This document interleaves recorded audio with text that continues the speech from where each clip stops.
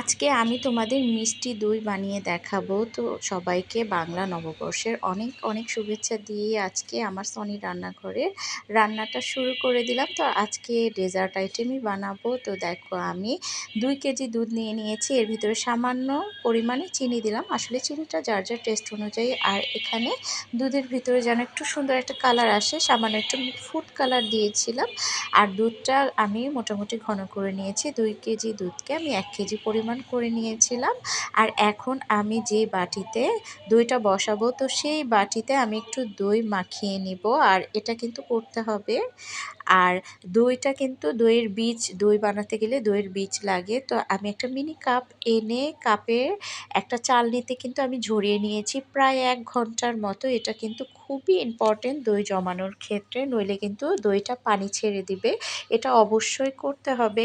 আসলে আমি দই অনেক দিন ধরেই বানাতে বানাতে একটা এক্সপিরিয়েন্স হয়ে গিয়েছে বলতে পারো। তো এভাবে করলে খুবই সুন্দর হয়। আর দুধটা আমি একটা আঙ্গুল দিয়ে চেক করে দেখলাম যে কুসুম গরম দুধটা দিতে হবে। আঙ্গুলটা বেশিক্ষণ চুবানোও যাবে না, তো সেই রকম দুধটা গরম রাখতে হবে। আবার বেশি গরম দিলে কিন্তু দইয়ের বীজ যেটা সেটা নষ্ট হয়ে যাবে। তো এখন আমি যে ঝরিয়ে রেখেছিলাম দইটা, তো সেটা দিয়ে আমি একটা হ্যান্ড উইক্স দিয়ে ভালো করে মিক্স করে নিব।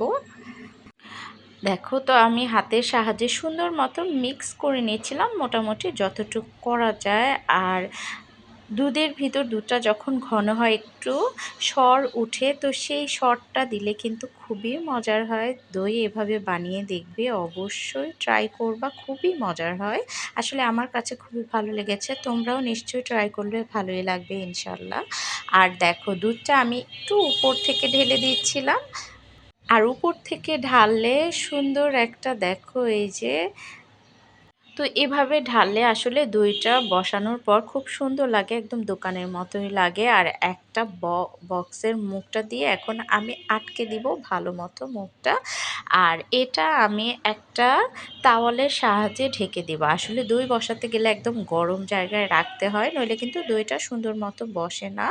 এখন আমি তাওয়ালটা দিয়ে একটা ওভেনের ভিতর একদম, ওভেনটা কিন্তু বন্ধই আছে, এই পর্যায়ে আমি রেখে দিব ওভেনের ভিতর 6-7 ঘন্টা। তো 6-7 ঘন্টা পর দেখো আমি দইটা বের করে নিলাম।